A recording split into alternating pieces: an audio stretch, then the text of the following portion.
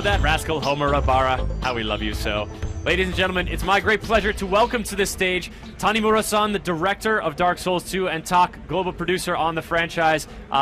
Gentlemen, welcome to the stage. We're so excited to take a look at Dark Souls 2. Thank you for having us. Of course. Now, people are very eager to see any Dark Souls 2 footage that they can, and you guys have brought by a few clips that we're going to talk our way through. But, you know, you've been showing off a bunch of gameplay this week. How has the reception been for Dark Souls 2? いろいろゲームプレイの映像を見せていただくかと思うんですけれども、実際にデモとかプレスとか見せていただいてどういうリアクションを聞けましたか？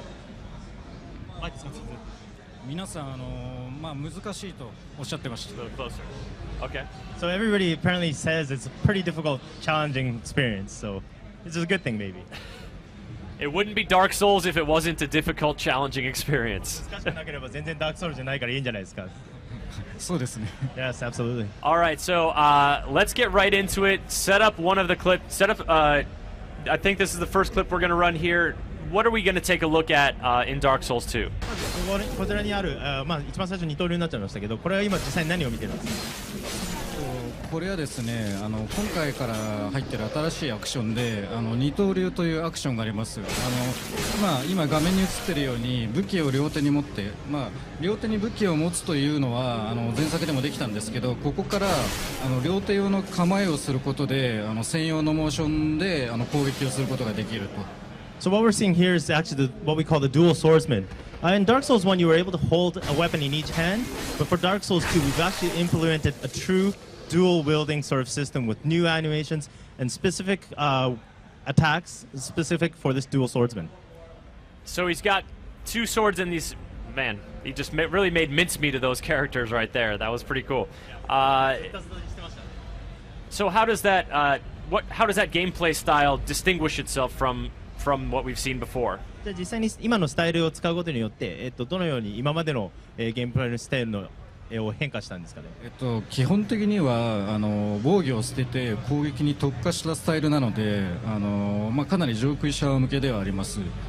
どっちかというと攻撃をガリガリやりたい、その二刀流そのもの自体もかっこいいと思うんで、攻撃している自分に酔いたいというような人に向けています。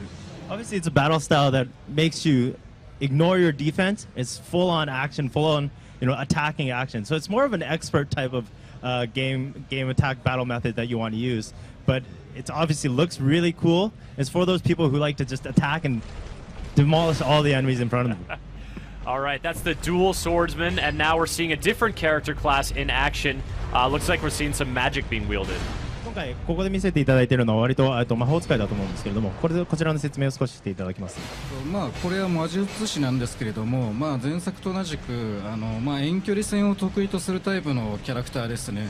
その代わり回数制限があるんで、うまくその辺を回数とかうまく調整しながら進んでいくっていうプレイスタイルになります。So this is obviously the sorcerer.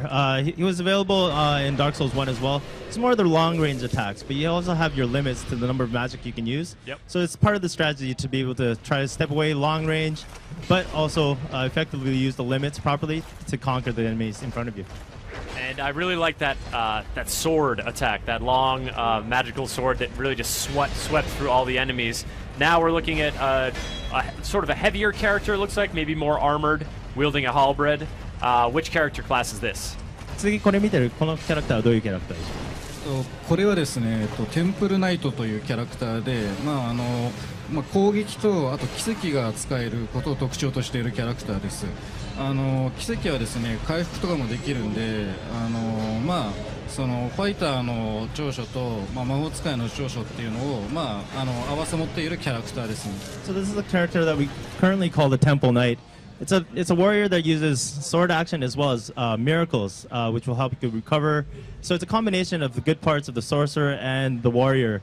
So you can use your sword action to battle through enemies, but also use your miracles to try and recover your energy as you proceed through. Now, before we go on to the next, the final clip you guys have here, you've talked about the different character classes. That's a choice that you make at the beginning of the game, which character to choose. But in Dark Souls, and you could choose to acquire different weapons and equip different weapons, acquire miracles or acquire magic, and sort of shape your own character progression as you play the game. In Dark Souls 2, how important is that initial choice, and how much flexibility do you have for your character class going through the game? 今4体のキャラクタークラスを見せていただいたかと思うんですけれども、ダークソウルズ1の時はどちらかというと、一番最初のキャラクタークラスを選んで、そこからは自由にこうどういう武器を使うかだったりですとか、どういうミラクルを装備するかだったりですとか、そういうことを選びながらこう徐々にゲームを進めていく要素だと思うんですけど、ダークソウルズ2では一番最初に選ぶクラスってどれくらい重要で、どういう、カスタマイズを行われていくんでしょうか。そうですね、自由度の高いキャラカスタマイズっていうのは、今作も踏襲していまして、ゲームスタートするときにいくつかの選択肢の中から選ぶことになるとは思うんですけども、それはあくまでもその初期の、能力値が設定されているだけであって、それをどういうふうに育てるかっていうのは、前作と同じくその遊ぶユーザーさんの自由と考えています。例えばその体力のある、魔法使いみたいなのも、ちょっとそれがちょっと効率がいいのかわからないですけど、そういうフレキシブルな育て方は今回もできるようにはしています。So the high level of character customization for Dark Souls 2 we've planned to implement for this game as well. Character customization is very important. It's going to be very similar to Dark Souls 1 where you initially select your class, but it will be completely up to the player to be able to modify or grow your character as best fit the gameplay style of your choice. We've further enhanced the character customization, which we'll be able to inform you later on a little bit in terms of details. But again, the character customization is very important. And it's up to the player to be able to, effectively create his or her character according to your playstyles. All right, and we've got one more character to take a look at now. Tell us which one we're going to see in action here. ここから、最後のクリップですが、これも少し説明してください。このキャラクターは騎士でして、一番オーソドックスなタイプですね。剣と体剣とあと弓を持っていて、近接戦でも、遠距離戦でも、どちらにも対応できるっていう、一番攻略しやすいキャラクターだとは思います。So this one here is the Warrior Knight. It's most orthodox, most easy to use, let's say, out of all the character classes. It carries a sword, a long sword, as well as a bow and arrow that allows you to do long range and short range attacks to conquer all the enemies in front of you. All right. About to vanquish this guy with some pretty heavy sword strikes, although this character seems to have some pretty strong defense that you're going up against. Obviously, the enemies are such a crucial part of what makes Dark Souls so challenging, so engaging, and kind of gruesome sometimes. You have a very creative variety of enemy designs. How was it designing a whole new suite of enemies for Dark Souls 2? Dark Souls ではやっぱりその敵のデザインだったりですとか、防御力だったりですとか、その辺の仕様がすごい重要だと思うんですけれども、今回新しく Dark Souls 2用に、いろんな敵を、考えるのはいかがですか。結構大変な作業ですか。そうですね、大変ではあるんですけど、同時に面白くもあります。やっぱり敵っていうのはおっしゃる通り、どう攻略させるかとか、どう殺すかとかが重要な部分ではあるんで、そのコンセプトをもとにじゃあそのコンセプトを実現させるためにはどうすればいいだろうっていうのを議論しながら作っているという感じですね。So obviously the enemy set is something that's very challenging for me, but at the same time it's a lot of fun trying to come up with new enemies, different types of enemies.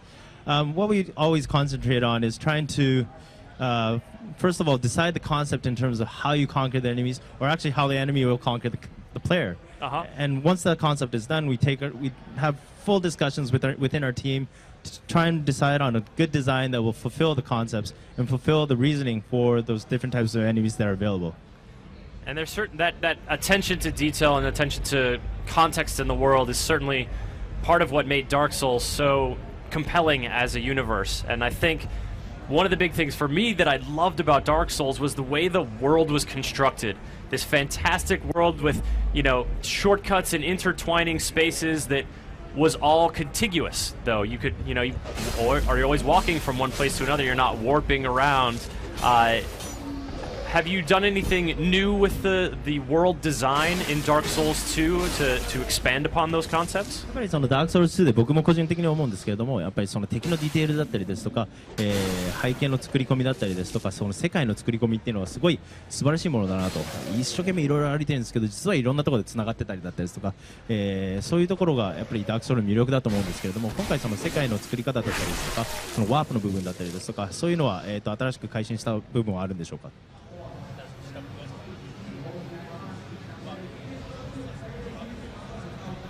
今回はですねかがり火のワープというのを、かなり序盤から開放するような作りにはしています。前作では中盤から開放されてはいたんですけれども、ちょっと今回は前作より自由度を高めるような形にしたいというのと、なるべくその軽快に探索してほしいというところがあって、ちょっとそういう形にしました。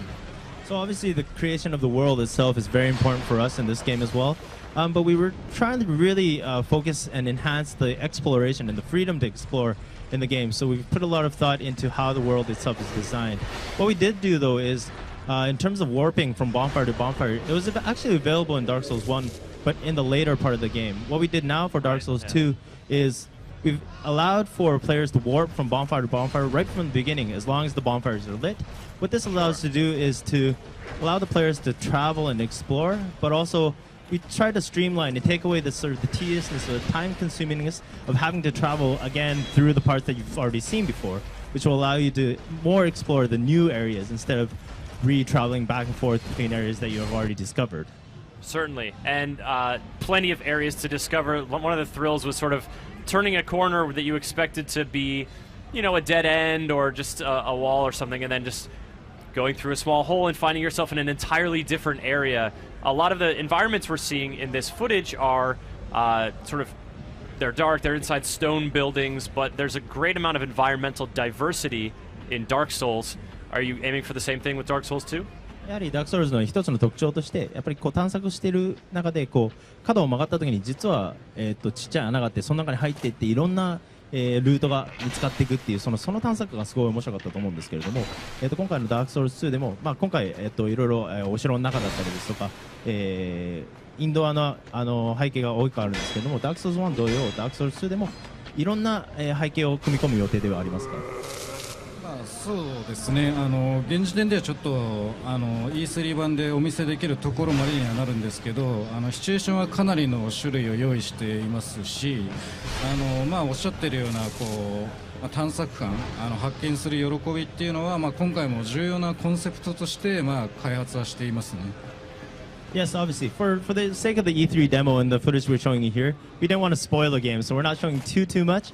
But in terms of exploration, that's something extremely important to the Dark Souls 2 game itself. And so we want to provide enough variations and enough different types of environments for players to be able to discover new interactive aspects to the game itself.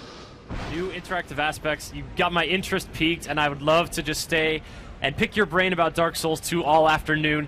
But our segment's coming to a close. I just want to thank you, Tanimura-san and Tak, for coming on and talking about Dark Souls 2.